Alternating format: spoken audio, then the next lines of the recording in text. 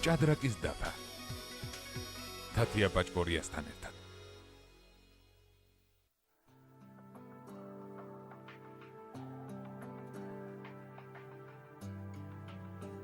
მე ვერჩევ პაიკს და პაიკი ცვლას. ოღონდ არც თუ ისე თავდაბურს ერთი უჯრის გადახდომით. თუ მოწინააღმდეგე ღირსეულია, მაშინ თხილად უნდა იყო, უნდა უყურო, რას ვთქვი საკეთებს, მუდმივად უნდა იგრძნო. შენ უნდა იგრძნო, შენთან რა ხდება და უნდა იგრძნო აუცილებლად იქაც რა ხდება, წინააღმდეგ შემთხვევაში წაგებული გაქვს. ყველა პაიკს აქვს ერთი თვისება, ის არის მზარდი, ის არის ინიციატივიანი, იმიტომ რომ მას შეუძლია დაიწყოს სვლა და თამაში. ის მზარდია, მას ტრანსფორმაციის საშუალება აქვს და არჩევანი მასზეა, რაში ტრანსფორმირდება. ერთადერთი რაც მას არ შეუძლია, ეს არის გახდეს მეფე. იმიტომ რომ ყოველი ფიგურა არის მოწოდებული მეფის დასაცავად. რომ მეფე ეს არის სახელმწიფო, მეფე ეს არის საზოგადოება, რომლისთვისაც მოწოდებულია მთელი დანარჩენი რაღაც ისეთი ჯარი, რომელსაც თავთავის ფუნქცია აქვს, რომ დაიცვას მეფე, მაგრამ მეფე ლიმიტირებულია ასევე გადაადგილებაში. მეფეს შეუძლია თავის დაცვა გაქცევით, ან მიფარვით, მიმავლით. სხვა ყველა მოწოდებული არის მეფის დასაცავად. ცხოვრებაშიც და ჭადრაკის დაფაზეც მისთვის ზრდისა და განვითარების უნარს მოკლებული ნებისმიერი ფიგურა მიუღებელია. ამდენად ლოგიკურია, რომ ახალგაზრდა დიპლომატი არჩევანს პაიკზე აკეთებს, რომელსაც არც 64 უჯრით შემოფარგლული არეალი მოსწონს და არც გაუმართლებელი ინიციატივა, განსაკუთრებით თვითკმაყოფილებითა და უსარგებლო თავგანწირვით. თვითკმაყოფილება გამორიცხული უნდა იყოს აქაც აუცილებლად. არა მარტო პოლიტიკაში, ცხოვრებაში. შვილებთან ურთიერთობაში, მეუღლესთან ურთიერთობაში, შენ თუ თვლი რომ შენ ხარ საუკეთესო მამა, საუკეთესო მეუღლე და თვითკმაყოფილებაში ხარ, მორჩა უკვე ვეღარ განვითარდები. ჩემ ცხოვრებაში ჩემთვის რამოდენიმე ავტორიტეტული ადამიანი ყოველთვის მეუბნებოდა, ეს იყო ერთი ქავდონ ლიანა შეწირული, პირველი სკოლის დირექტორი, რომელიც სულ მეუბნებოდა, ლაშა, შენ გაკლია დიპლომატია. მე გადავწყვიტე რომ დიპლომატი გამხდარიყავი. სხვა შორის უწმინდესის მეუბნება ხოლმე ერთხელ მითხრა რამოდენიმე თვისი, რომ ძალიან პირდაპირი ხარო. მოხვედი მოდიდი. აგეშენი ამ ხარ. აი ეს არის ჩემი გამზელი, რომელზეც გელაპარაკებოდით. ის მომავალ პოლიტიკურ ბრძოლაში ხისტისვლების გაკეთებას არ აპირებს.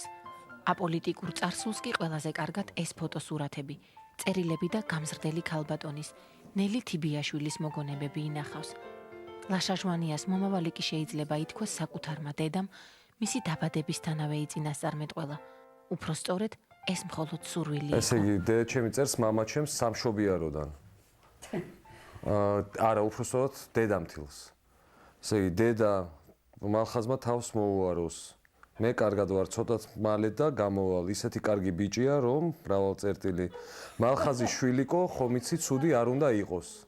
მე მალხაზისთვის მიხარია, რომ ბიჭი ყავს. ესე გახარებია, კარგია.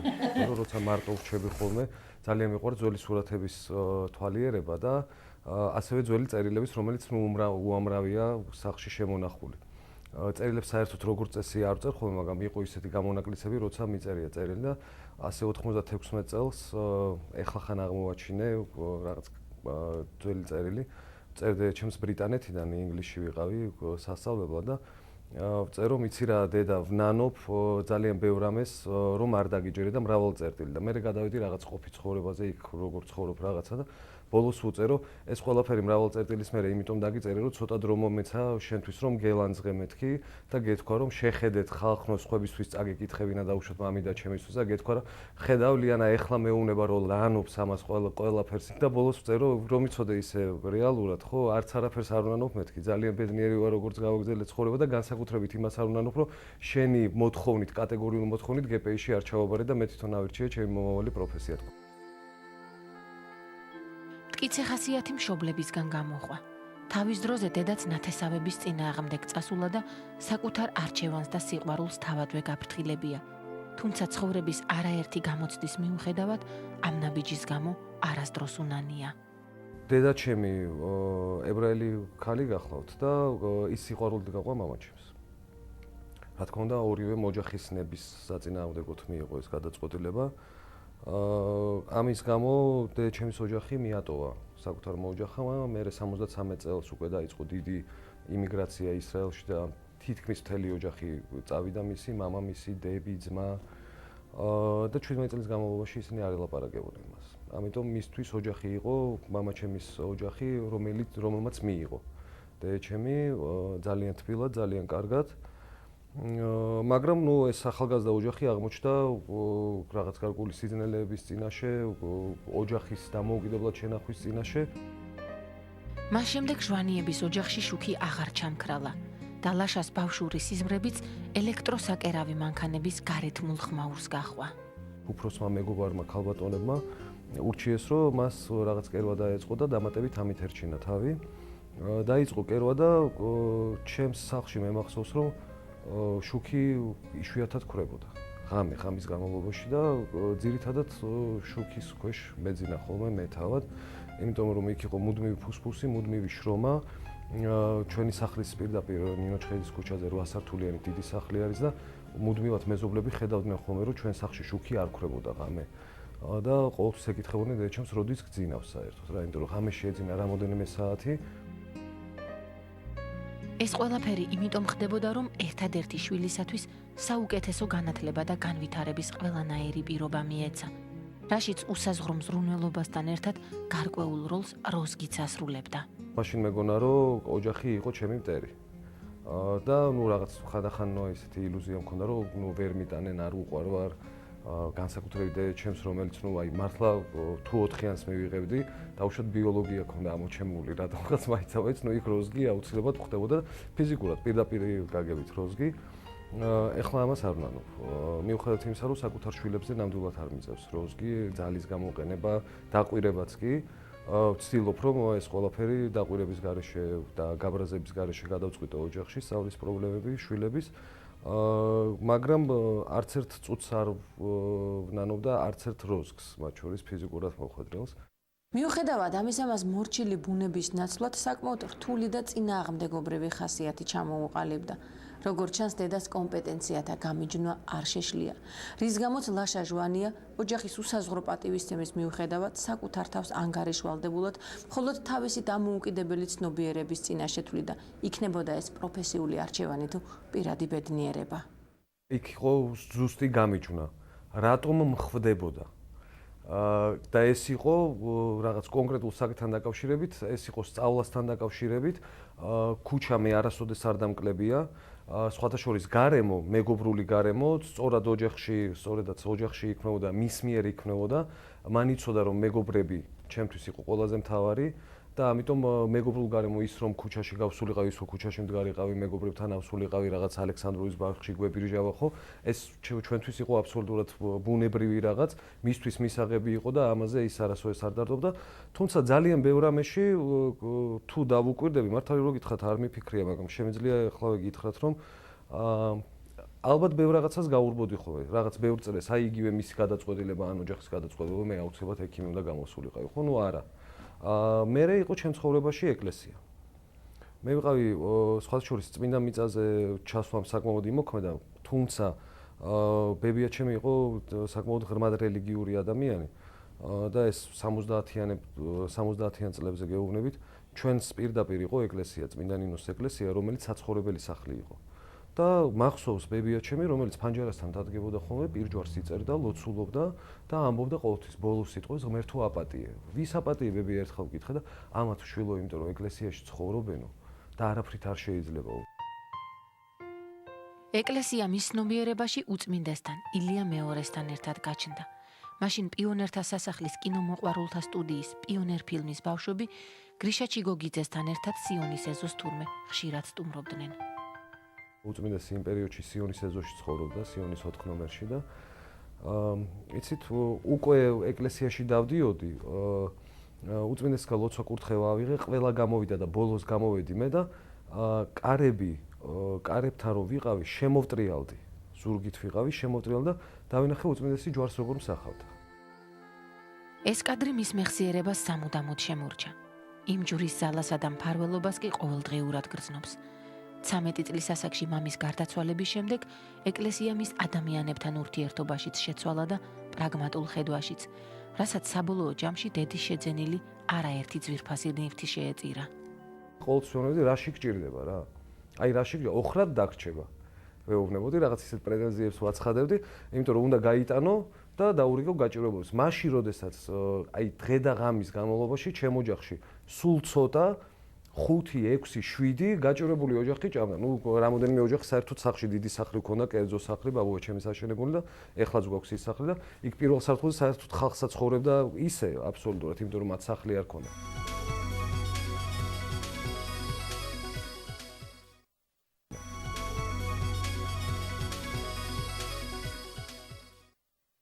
წინააღმდეგობა მის პროფესიულ არჩევანსაც შეხვდა, მაგრამ ბოლოს აღმოჩნდა, რომ ბიოლოგიაში დაბალი ნიშნის გამო მიღებული როზგიც ფუჭი იყო და დედის რჩევაც ექიმობის შესახებ. საკუთარი ხელით საკუთარი ბედის შენება მისი ერთპიროვნული გადაწყვეტილებით დაიწყო, როდესაც ის თბილისის ივანე ჯავახიშვილის სახელობის სახელმწიფო უნივერსიტეტში საერთაშორისო სამართლის ფაკულტეტზე არაჩვეულებრივ ჯგუფში მოხვდა. ჩვენი კურსი იყო განსაკუთრებული კურსი. ჯერ ერთი ეს იყო პირველი გამოშვება საერთაშორისო სამართლის, საერთაშორისო სამართალი იყო ძალიან ახალი ხილი.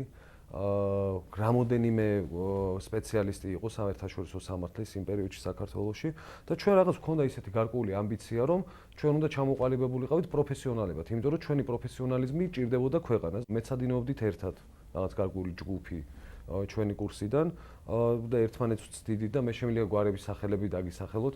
ეს არის კოტე კუბლაშვილი, გია გეწაძე, გიორგი პაპუაშვილი, ირაკლი ოქრუაშვილი, თინა ხიდაშელი, ძალიან ბევრი ისეთი ადამიანი, რომელიც დღეს სახელმწიფო სტრუქტურებშია, იქითაც არის, აქეთაც არის. გარდა იმისა, რომ კურსი თავად უნიკალური იყო, და მართლა ძალიან ბევრს საუბრობენ დღესაც თბილისში ჩვენ კურსთან დაკავშირებით. პედაგოგებიც უნიკალურები ყვავდნენ. ეს იყო პირველ რიგში მე მინდა ვთქვა ალექსანდრე რონდელი. ფანტასტიკური ადამიანი, რომელმაც თითოეული ჩვენთაგანის პიროვნების ჩამოყალიბებაში ძალიან დიდი როლი შეასრულა. ნინო ბურჯანაძე, რომელსაც ასპირანტურა ჰქონდა ახალი დამთავრებული, თვითონ აი სულ ახალი წამოსული იყო მერხიდან, ხო? და შემოვიდა სრულიად ახალგაზრდა პირველად დაიწყო მან ლექციების კითხვა და ეს იყო ჩვენი ჯგუფი.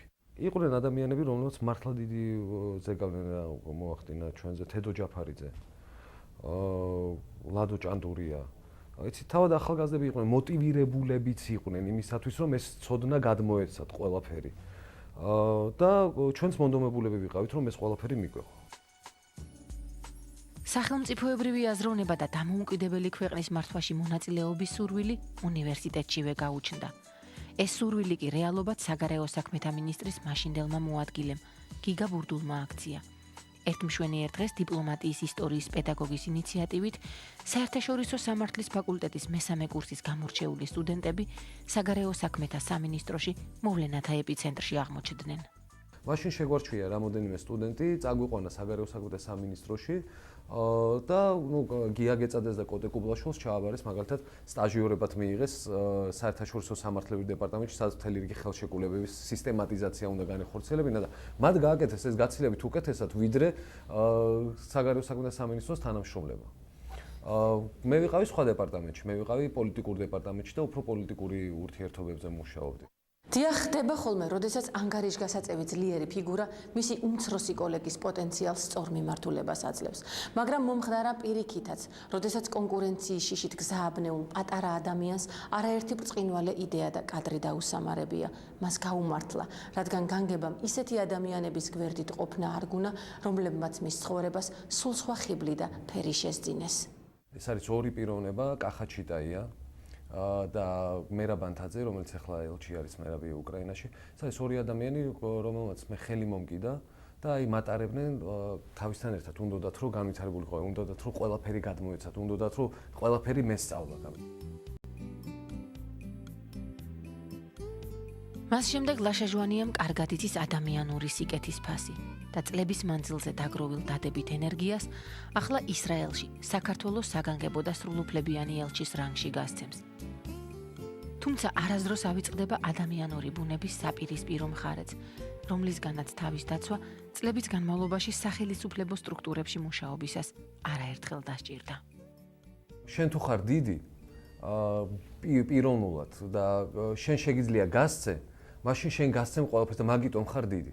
თუ პატარა ხარ, მაშინ გენანება, მაშინ რაღაც გინდა რომ ეს შენთვის დაიჭირო და ეს პრობლემა, ეს ადამიანები თავად ვერ ვითარდებიან და მე უჩნიან საერთოდ ზოგადად საზოგადოების განვითარებას ხელს და ახლა როგორც ვიცით ახლა ასეთ ადამიანებზე ძალა ყოველთვის აქვს სწორედ გაშლილ ადამიანებს და ისეთ ადამიანებს რომელსაც შეუძლიათ გაყონ არის ინგლისური ისეთ გამოთქვა to share გაუნაწილო შენი მის საშუალება სხვასაც რო გაუნაწილო და მე გახდით ფინანსთა მინისტრის მოადგილე, გახდით საგარეო საქმეთა მინისტრის მოადგილე და ორივე შემთხვევაში კადრების კურატორი ვიყავი და როგორც კი ვხედავდი ხოლმე და დავინახავდი ადამიანს, რომელსაც აქვს რაღაც პოტენციალი და შეუძლია გააკეთოს, აუცილებლად, აი ელვისებური სისწრაფით რეკომენდაციას ვაძლევდი მინისტრს, ეს ადამიანი უნდა დაეწინაურებინა, ეს ადამიანი უნდა მიიღოს სამსახურში მაღალ თანამდებობაზე და მე ვამაყობ მაგალითად რამოდენიმე ასეთი ადამიანით, ეს არის ნატო ბლუაშვილი, რომელიც ახლა პრეზიდენტის ადმინისტრაციაში იურიდიული დეპარტამენტის ხელმძღვანელი არის მაკას ხილაძე, რომელიც ახლა ეკონომიკის მინისტრის მოადგილე არის, ეს ორი გოგო საერთოდ მოვიდა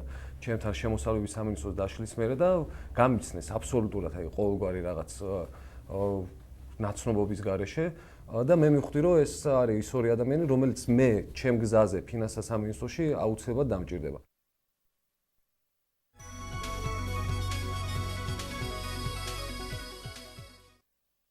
იცვლებიან მთავრობები. იცვლება ფიგურათა განლაგება პოლიტიკურ საჭადრაკო დაფაზე. თუმცა არ იცვლება მოთხოვნა ერთ რიგით ჯარისკაცზე, რომელიც საკუთარი თავისა და შესაძლებლობების წარმოჩენის ხელოვნებას ჯერ კიდევ ადრეულ ასაკში დაეუფლა. ის წარმატებულია, გამოცდილი და ძალიან ახალგაზრდა. მას ჯერ კიდევ ეშინია საკუთარი თავისა და სკამის, სიმდიდრისა და ძლევამოსილების ტვირთის, რომლის წამოკიდების დროსაც ძალიან ბევრი უძლური აღმოჩნდა. მთელი ცხოვრება მაქვს ერთადერთი საბრძოლველი. ეს არის საკუთარ ეგოსთან. ეგო არის ყველაზე დიდი მტერი შენი რა. იმიტომ რომ თუ შენ ეგოისტურად უდგები ცხოვრებას, ხო? და აი ყველაფერს, ყველას და ყველაფერს, ხო? ნუ მაშინ ხარ საშინელება რა. მაშინ აი ვეღარ იზრდები, იმიტომ რომ შენ იკეტები შენ ეგოში. არის მაგალითად სახელმწიფო სამსახურში ძალიან დიდი რისკი იგივე კორუფციის. და უზარმაზარი რისკი არის. ახლა ფინანსთა მინისტრის მოადგილე რო ვიყავი, ძალიან ბევრჯერ ჩემი მეგობრები მეხუბრებოდნენ, რომ აი გააღე კარები და თქვი ტემზა და შემოვა მდინარე. ფულის, პატივისცემის, გავლენის და ასე შემდეგ. და მაშინ ჩემთვის ეს მიუღებელი იყო აბსოლუტურად. აბსოლუტურად მიუღებელი და მაშინ მოვითხოვე რომ მე უნდა გამختارიყავი ანტიკორუფციული საბჭოს წევრი. შევარდნაძის პერიოდში და გავხდი ანტიკორუფციული საბჭოს წევრი, რომელიც სამწუხაროდ მე არ აღმოჩნდა მობილური, იმიტომ რომ ნება არ იყო პრინციპში სახელმწიფოსი ბოლომდე რომ ამ ანტიკორუფციული საბჭოს რაღაც რეკომენდაციები მიეღო გაეთვალისწინებინათ. ოთახში რო შევსულ ვარ, ნებისმიერ ოთახში კაბინეტში, სკამს ვუყურებ და მინდა რომ ზიზღი გამოიწვიოს ჩემში.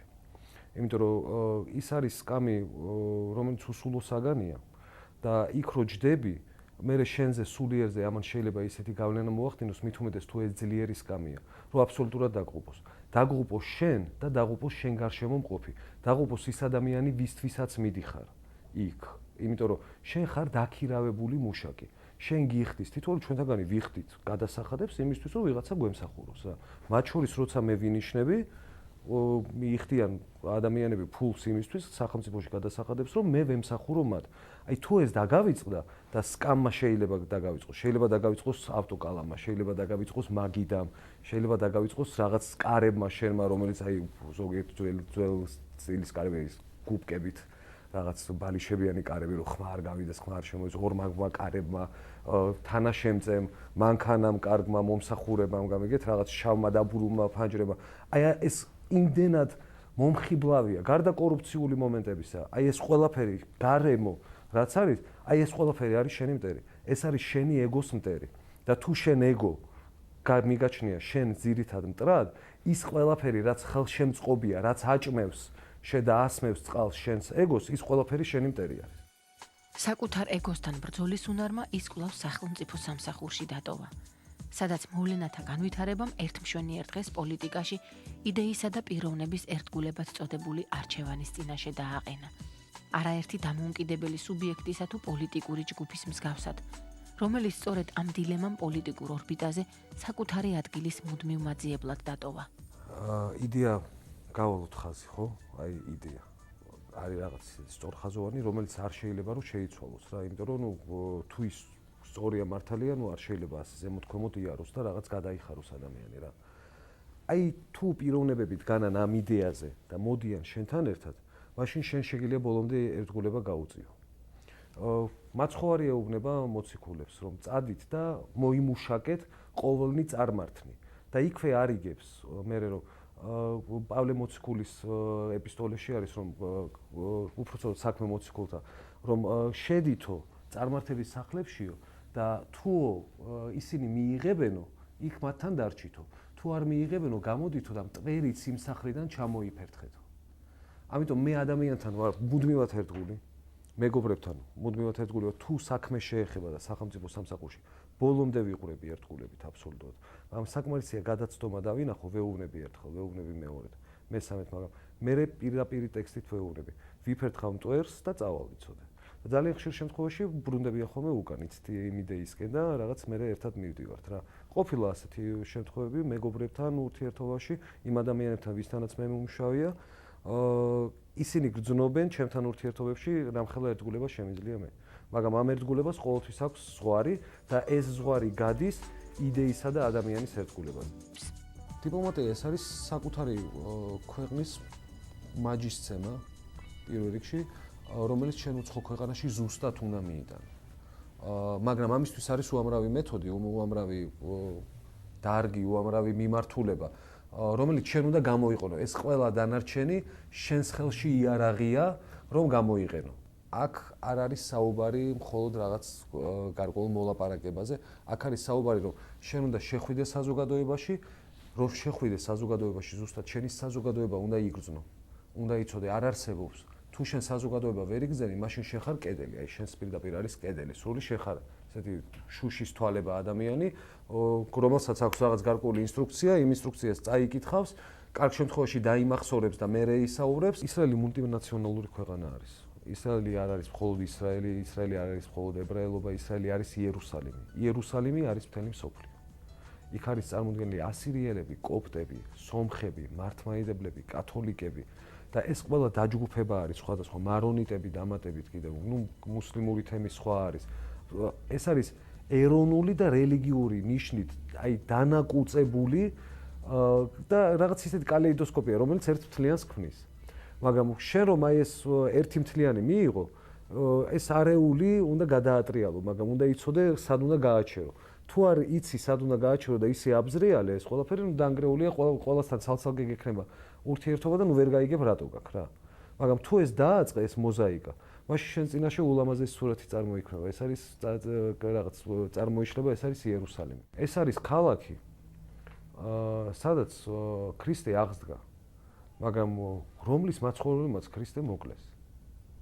ეს არის უკიდურესობების ქალაქი, ეს არის სიყვარულის და დიდი სიძულვილის ქალაქი, ეს არის სიბინძურის და სიწმინდის, ეს არის აი მუდმივად ჭიდილის და ეს ყველაფერი საზოგადოებაში დღეს იქ არის ამბიციური ვარ დიახაც, მაგრამ ყოველთვის რაღაც ვაკონტროლებთ მეც და ჩემი მეგობრებით საკუთარ თავს რომ იმაზე მეტი ამბიციური არ იყო ვიდრე ეს შესაძლებელია და შესაძლებლობა გაქვს ამისი. საუკეთესო პოლიტიკოსი არის ის, ვინც გრძნობს ხალხის მაჯისცემას. ეს არის მეტი არაფერი. თუ შენ კარგავ ხალხთან კავშირს, თუ შენ კარგავ ხალხის მაჯისცემის გრძნობას, მაშინ დაღუპული ხარ. თქვენ გახსოვთ, სად ცხოვრობდით და როგორ ცხოვრობდით. უამრავი პედაგოგი არის დათხოვნილი. ძალიან ბევრმა ადამიანმა საერთოდ სამუშაო დაკარგა 90-იან წლებში და უკვე 15-18 წელია არ უმშავიათ.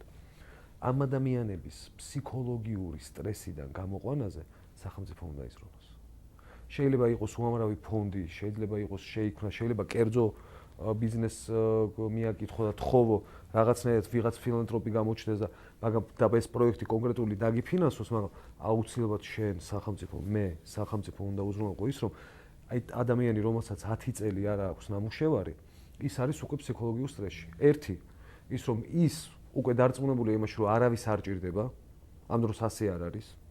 ის დარწმუნებულია იმაში, რომ ის არ ვარგა, კიდევ უარესი, ხო? რომ ანუ არ ვარ, 10 წელი ვერავინ ვერ მიიღო სამსახურში, ესე იგი არ ვარგა, ესე იგი რაღაც ნაკლია. არის სპეციალური პროგრამები შემუშავებული, რომ ეს ადამიანები ჯერ გამოიყენოს სტრესიდან, მეორე, შენ კვალიფიკაცია უნდა აუმაღლო და რაღაც სფერო უნდა მისცე დასაქმებისთვის საჭირო. ანუ აქ არ არის ლაპარაკი, რომ იმას დაურიგო რაღაც საჭმელი ან რაღაც არა, ბავშვობიდან აი მუდმივად ჩინური ანდაზა მახსოვს რა, ბავშვობიდან რომ არ არის დახმარება ადამიანის ის რომ შენ მიუტანო მას თევზი და აჭამო. თევზის ჭერა უნდა ასწავლო. და თუ შენ სახელმწიფო ხარ ვალდებული და შენ სახელმწიფოს მიხდიან იმისთვის რომ მე მივიღო ხელფასი რომ ვემსახურო ამ ხალხს მაშინ შენ კეთილი უნდა ინებო და ემსახურო სახელმწიფო რომელიც ხალხს არ ემსახურება და ასე არ ფიქრობს ის განწირულია ნუ ის სახელმწიფოდ ვერ შედგება საერთოდ ის იქნება რაღაც საზღვრებში რომელსაც მუდმივად საფრთხე დაემუქრება ადამიანების რაღაც ჯგუფი ხროვა რომელიც ერთმანეთს უპირისპირდება მუდმივად გონია რომ რაღაც ერთ ხმაში მღერი ვართ ან 7 ხმაში და ერთნაირ რაღაცას მაგრამ ეს ასე არ არის ყველა სხვადასხვა მიმართულებით გავიქცეთ და ბოლო-ბოლო წავიღებთ ამ ტერიტორიებს გაიგლიჯება ქვეყანა ტერი დღეს ზოგადად სახელმწიფოში არ არის მეორე მხარე ამ შემთხვევაში ჭადრაკი მაგალითად არ გამოგვადგება თუ ჩვენ პოლიტიკურად დავყოფთ და ორ რაღაც ნაწილად წარმოვიდგენთ ქვეყანას მაშინ დაღუპულები ვართ ჩვენი საზრუნავი არის აი აქ აი ეს ვართ ყველანი და იქ თუ პოლიტიკურად მე ვახსენებ სიტყვას ოპოზიცია პოლიტიკური ოპოზიცია რომელიც არსებობს აი ის აქ უნდა მოვიაზროთ ეს არ არის შავი იმიტომ რომ თუ ჩვენ ამოსავალი გვაქვს ქვეყანა და საზოგადოება მაშინ ეს ვართ ჩვენ რომელიღაცა ოპოზიცია რომელიც სხვანაირად აზროვნებს რომელსაც სხვა ლიმიტირებული რაღაც გზები აქვს არ შეიძლება აქ გუნდში აი ამ გუნდში ვინმე მტრად იყოს აღქმული იმიტომ რომ ყველა ერთი ფერი არის შეიძლება ამათმა ერთმანეთზე იფიქრო მაგრამ თუ რომელიმე ერთმანეთზე ფიქრობს რომ მტერია რომელიმე მაშინ სულელია და უნდა გავიდეს თამაშის წესიდან სხვა რამე უნდა აკეთოს და ბრძოლის ველზე არ უნდა იყოს დღეს ჩვენი საზოგადოება ბრძოლის ველზეა და საერთო მტერი ეს არის უკიდურესი სილამაზე ჩვენი მომავალი ეგო თუ დაითმო ყველაფერი კარგად იქნება ყველაზე ძნელი საბრძოლველია